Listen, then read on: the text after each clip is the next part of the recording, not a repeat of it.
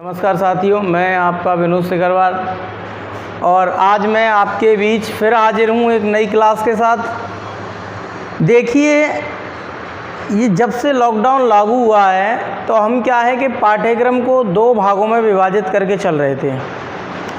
जैसा हमारे स्टूडेंटों का कहना था उसी आधार पर हम पाठ्यक्रम को लेकर के चल रहे थे। स्टूडेंटों ने कहा कि सर हमारा आगे का भी सिलेबस होना चाहिए, जो पिछड़ा हुआ है वो भी सिलेबस हमारा होना चाहिए। तो हमने क्या है उसके अंतर्गत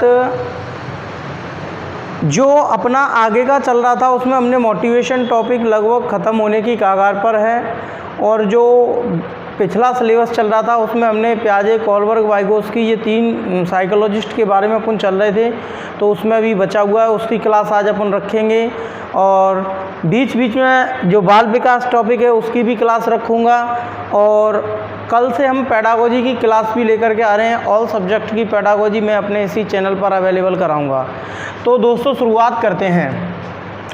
देखिए, पियाजे, कोहलबर्ग, वाइगोत्स्की इस टॉपिक से लेकर के बहुत ही इम्पोर्टेंट बात मैं आपको बताने के लिए जा रहा हूँ। वो बात क्या है कि आज मैं चर्चा करूँगा किसकी। देखिए, जीन पियाजे का कॉग्निटिव डेवलपमेंट हो गया, वाइगोत्स्की का कॉग्निटिव डेवलपमेंट हो गया। अब मैं आज चर्चा करूँगा मोरल डेवलपमेंट। किसकी चर्चा करूँगा? Moral development. मोरल डेवलपमेंट इसे हिंदी में बोलते हैं नैतिक विकास। तो दोस्तों आज अपन पढ़ेंगे नैतिक विकास। तो सबसे पहले देखो, मेरी आदत क्या है कि मैं कोई भी शब्द लिखता हूँ तो उसका सबसे पहले अर्थ समझाता हूँ, उसके बाद उस टॉपिक पर, प्रकरण पर आगे बढ़ना उचित रहेगा, नहीं तो मेरे दृष्टिकोण से ऐसा उचित नहीं है। देखिए, नैतिक विकास किसे कहा जाता है? नैतिक विकास, देखिए कहने का मतलब है नैतिक विकास को समझें अपन तो कि जब बच्चा सही और गलत इन दोनों के बीच में क्या लेने लगे? निर्णय लेने लगे। जैसे कि समाज में कौन सा काम सही है, कौन सा काम गलत है, इन सारी बातों को समझने लगता है कि क्या सही है, क्या गलत है, उनके बारे में डिसीजन लेने लगता है, तो उस बच्चे का अपन बोलते हैं कि नैतिक विकास हो चुका है। तो यहाँ समझने का प्रयास करना, यानी नैतिक विकास किसे कहते हैं? यानी जब बच्चा सही और गलत के बीच निर्णय लेने लगता है, यानी सही और गलत को समझने लगता है। मैं बोलना चाहूँ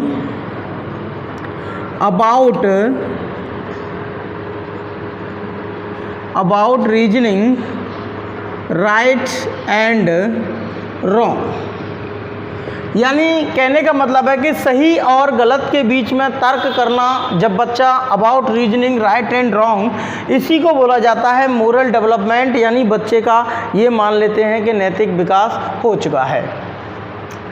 देखिए, नैतिक विकास के संदर्भ में मैं आपको एक बात बता दूं कि किताबें अपन पढ़ते हैं, बाज़ार में कोई सी भी किताब ले लो, तो किताबों के अंतर्गत जो नैतिक विकास है उस नैतिक विकास के सिद्धांत के केवल कोहलबर्ग के सिद्धांत को समझाया जाता है। लेकिन आप लोगों को एक बात नहीं मालूम होगी, तो मैं आपको वो बात बताने का कष्ट करूँगा कि जब नैतिक विकास की बात आती है तो नैतिक विकास के संदर्भ में जो मोरल डेवलपमेंट था, इस मोरल डेवलपमेंट को संपूर्ण विश्व में सबसे पहले जीन पियाजे के द्वारा समझाया गया था। उसके बाद इनके सिद्धांत को कोहलबर्ग ने रिफाइंड कर दिया, परिष्कृत कर दिया और अपना अलग मोरल डेवलपमेंट का सिद्धांत दे दिया, अलग नैतिक विकास का सिद्धांत दे दिया।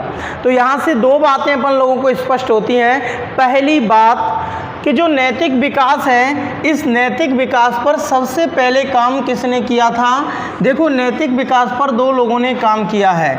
यानी जो नैतिक विकास के, यानी इनकी थ्योरी के बारे में मैं देखूं तो नैतिक विकास की सबसे पहले जो थ्योरी दी थी, वो थ्योरी दी थी, पहली थ्योरी है जीन पियाजे की, और जो दूसरी थ्योरी है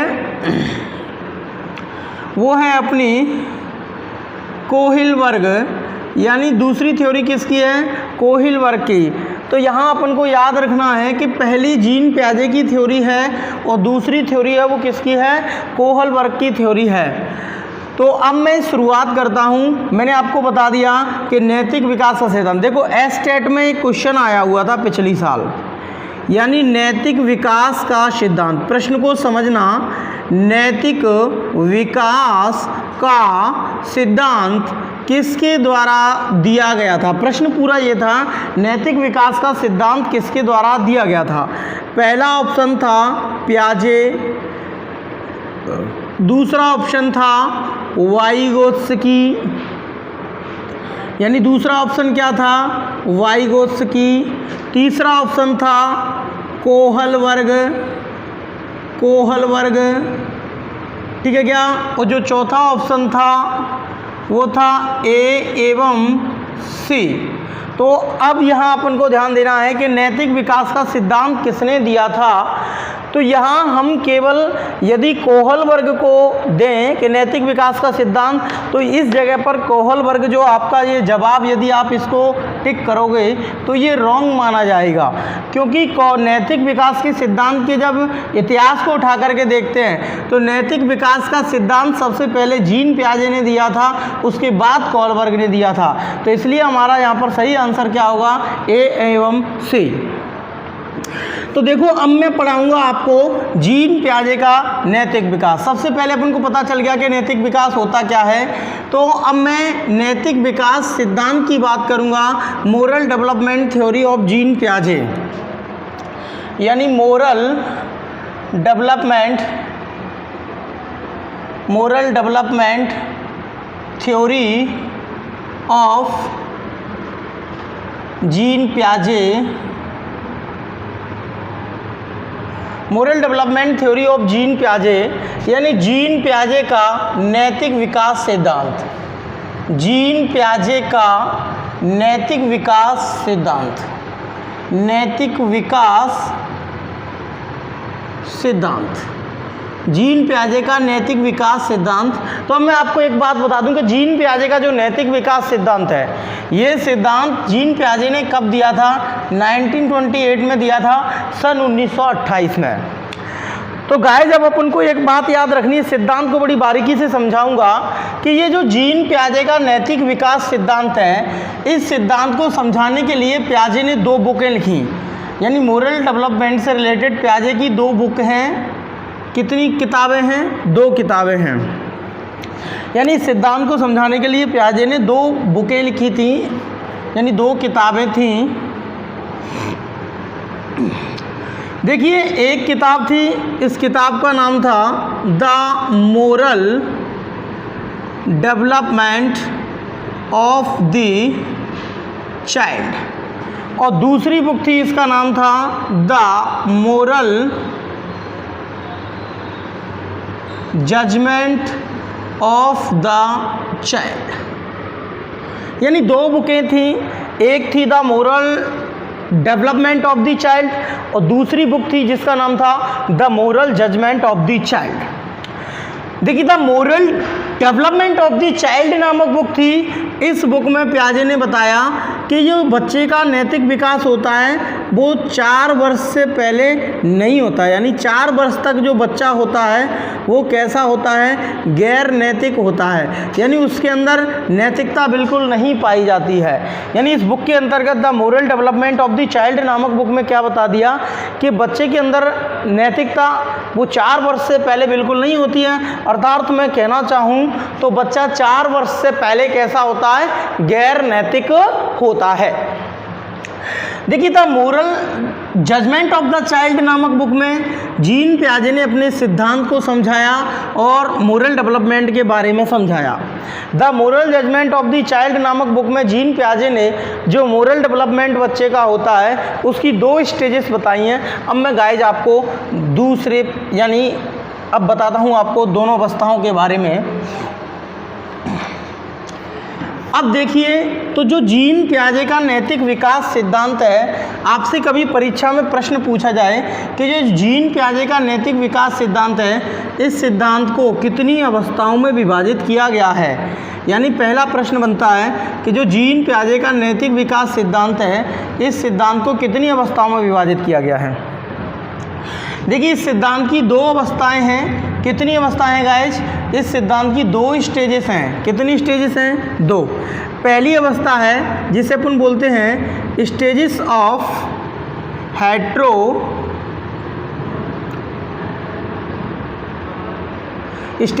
हेट्रोनोमस।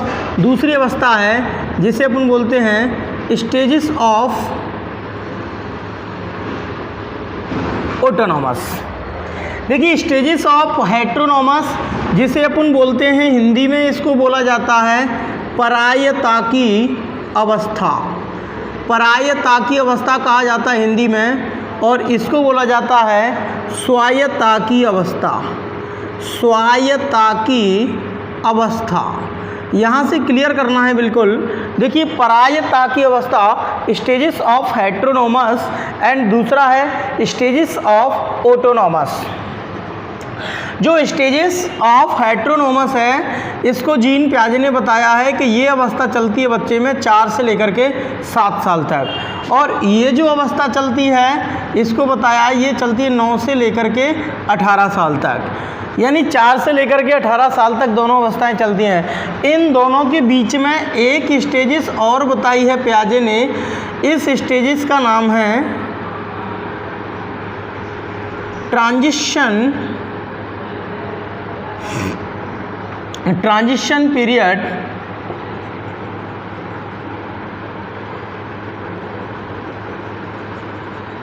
ट्रांजिशन पीरियड यानी संक्रमण काल, इसको बताया है 7 से लेकर के 9 वर्ष तक। ट्रांजिशन पीरियड, ये ट्रांजिशन पीरियड क्या है, संक्रमण काल क्या है? देखिए गाइस, संक्रमण काल में क्या होता है कि बच्चे के अंदर कुछ विशेषताएं तो हेट्रोनोमस की पाई जाती हैं, कुछ विशेषताएं किसकी पाई जाती हैं? हेट्रोनोमस की, और कुछ विशेषताएं किसकी पाई जाती हैं? ऑटोनोमस की। यानी कुछ गुण तो बच्चे में हेट्रोनोमस जैसे दिखाई देते हैं, कुछ गुण बच्चे में ऑटोनोमस जैसे दिखाई देते हैं। ध्यान रखना, तो जब एक ऐसी स्टेज आती है जिसमें दोनों स्टेज के जो लक्षण हैं वो दिखाई देते हैं, उसको कहा जाता है ट्रांजिशन पीरियड यानी संक्रमण काल। अब सबसे पहले मैं बड़ी बारीकी से समझाऊंगा आपको कि देखो, स्टेज ऑफ हेट्रोनोमस, परायता की अवस्था, हिंदी अर्थों से पहले तोड़ूंगा, हिंदी शब्दों से। देखो, परायता यानी पराये से आई है नैतिकता, स्वायत्ता मतलब स्वयं से आई है नैतिकता। इसमें जो मोरलिटी आती है वो बच्चे में कहाँ से आती है? सेल्फ से आती है। इसमें जो मोरलिटी आती है बच्चे में वो कहाँ से आती है? अदर पर्सन से आती है। यहाँ नैतिकता किससे आती है? दूसरे लोगों से आती है। और यहाँ पर नैतिकता किसके द्वारा आती है? खुद के द्वारा, यानी अंदर से आती है। ठीक है क्या?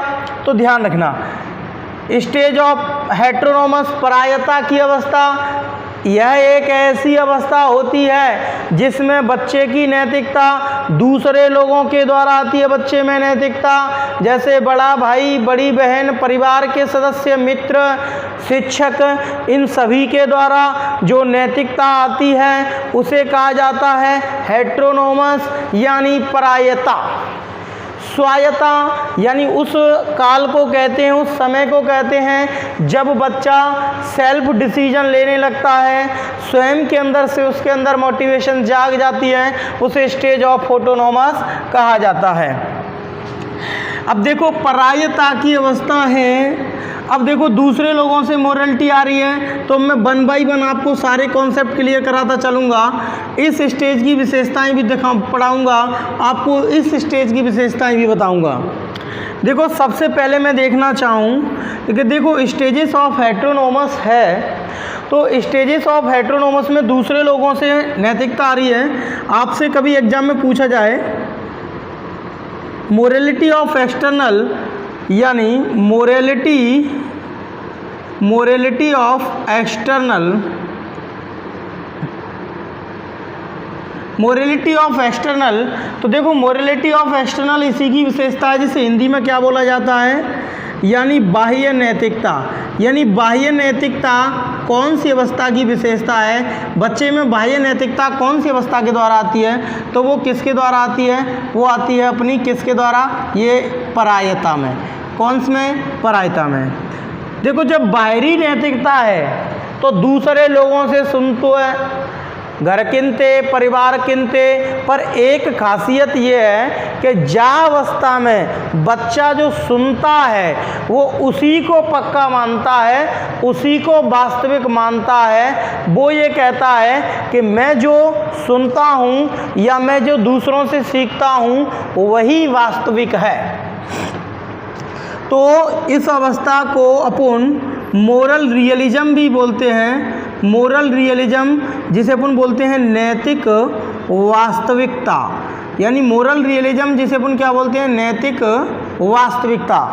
अब देखो यहाँ क्या बात आ गई, मोरलिटी ऑफ एक्सटर्नल, यानी देखो यहाँ मैंने आपको बताया वहाँ सेल्फ से आ रही थी, यहाँ अदर से आ रही, तो एक्सटर्नल हो गया।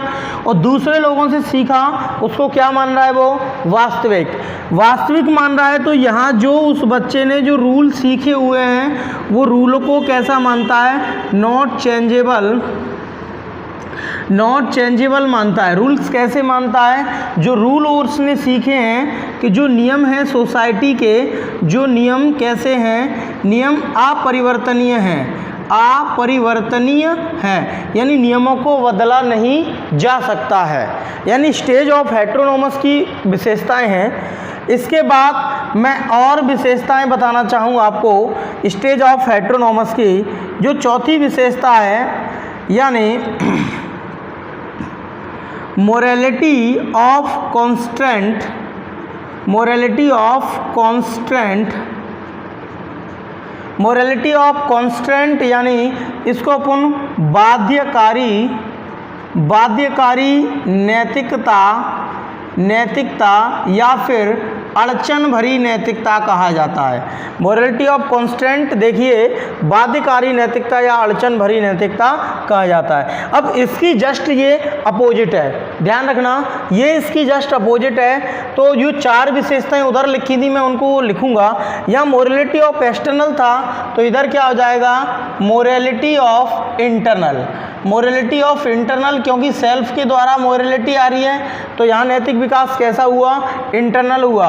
यानी यहाँ नैतिकता कैसी है भैया, आंतरिक नैतिकता है। कैसी नैतिकता है, आंतरिक नैतिकता। वहाँ था मोरल रियलिज्म, यहाँ पर क्या हो जाएगा, देखो स्वाभाविक सी बात है कि जब बच्चा 9 साल से ऊपर का हो जाता है तो बच्चे के अंदर ये चीज़ भी आने लगती है, या तो बच्चे ने जो कुछ सीखा उसको उसने वास्तविक माना, वास्तविक माना तो बच्चे ने मान लिया कि ये बदल नहीं सकता है, ये चीज़ है। जैसे कि मैं आपको उदाहरण बताना चाहूँ, अब उदाहरण के माध्यम से समझना और उदाहरण के माध्यम से और भी बता दूंगा। मैं पहले ये विशेषताएं लिख दूँ, यानी मोरलिटी ऑफ, यानी मोरल, यहाँ रियलिज्म है तो यहाँ हो जाएगा मोरल रिलेटिविज्म, मोरल रिलेटिविज्म जिसे अपन बोलते हैं नैतिक सापेक्षता, नैतिक सापेक्षता। और यहाँ चेंजेबल हो जाएगा, यहाँ पर कैसा हो जाएगा, चेंजेबल, यानी नियम जो हैं सोसाइटी के अंतर्गत वो परिवर्तनीय हैं। और चौथी क्वालिटी क्या निकल आएगी, मोरलिटी ऑफ कॉन्स्टेंट है तो इधर क्या हो जाएगा, morality of cooperation, morality of cooperation, इसको हिंदी में बोलते हैं सहयोग की नैतिकता, सहयोग की नैतिकता। देखो आप लोग सोच रहे होंगे कि मैं इंग्लिश वर्ड क्यों लिख रहा हूँ, क्योंकि सीटेट का एग्ज़ाम हो चाहे एमपी टेट का एग्ज़ाम हो, सीटेट, एमपी टेट और रीट, खासकर ये 3 स्टेट के ऐसे, यानी ये 3 एग्ज़ाम ऐसे हैं। सीटेट तो ऑल ओवर इंडिया का होता है, आप जानते ही हैं सभी लोग। रीट राजस्थान की परीक्षा है और एमपी टेट यानी मध्य प्रदेश की परीक्षा है। ये राज्यों के साइकोलॉजी के पेपर इतने अच्छे आते हैं कि वहाँ पर हमें इंग्लिश कीवर्ड ज़रूर मालूम होना चाहिए, क्योंकि आपको हिंदी में ऐसे कीवर्ड दे देगा जिसके माध्यम से आप अंदाज़ा भी नहीं लगा सकते हैं कि हम लोगों ने ये चीज़ पढ़ी भी हुई है। तो आपको याद क्या रखना है, देखो मैं बताना चाहूँ तो सबसे पहले मैं स्टेज ऑफ हेटेरोनोमस की बताऊँ।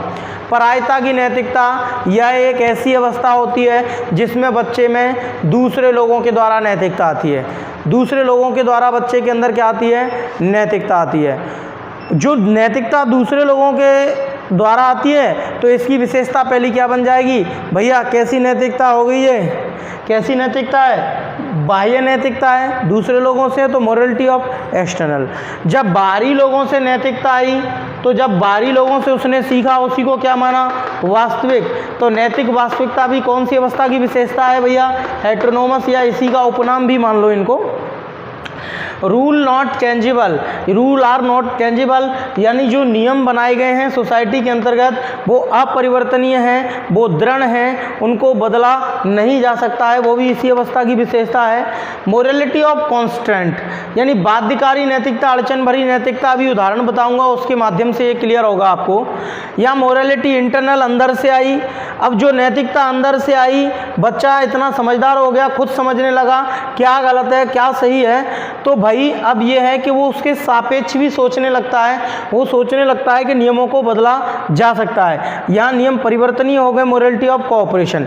जैसे मैं 2 एग्जाम्पल दूंगा, एक एग्जाम्पल दूं, जैसे जो इस उम्र के बच्चे हैं स्टेज ऑफ हेटेरोनोमस, 4 से 7 साल के बच्चे हैं, वो कोई खेल खेल रहे हैं, मान के चलो कोई खेल खेलते हैं, तो वो खेल खेलते टाइम क्या है, बीच खेल में दूसरे खिलाड़ी को शामिल नहीं करेंगे। वो बोलते हैं कि एक बार खेल चालू हो जाता है तो उस खेल के अंतर्गत दूसरे खिलाड़ी को शामिल नहीं किया जा सकता है, ऐसा हमारा रूल है।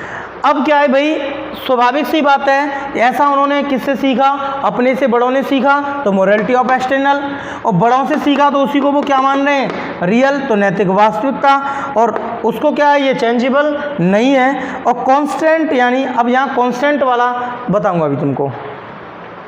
तो कांस्टेंट वाला ये है कि यहाँ जो नैतिकता है वो अड़चन भरी भी हो सकती है। अब वो सामने वाला दबाव बनाए कि मुझे ज़बरदस्ती खिलाओ, तो अब उन्होंने तो सीखा है, उनको तो बताया गया है कि भाई रूल आर नॉट चेंजेबल, पर लेकिन वो चेंजेबल होने की बात हो रही है, तो यहाँ पर बच्चों को क्या आती है, अड़चन या बाधा आती है। और इसमें क्या है भाई, जब इस उम्र के बच्चे कोई गेम खेल रहे हैं, वहाँ पर कोई नया बच्चा आता है तो उसको बीच खेल में शामिल कर लिया जाता है, वो क्या है, उसको भी खिलाने लगते हैं। तो यहाँ पर क्या है, उन्होंने सेल्फ डिसीजन लिया, और जो यहाँ पर रियलिज्म था उसको रिलेटिविज्म कर दिया, उसके खिलाफ यानी सापेक्ष सोचने लगे, और नियम बदल सकते हैं। और यहाँ मोरलिटी ऑफ कोऑपरेशन यानी सहयोग की नैतिकता आई।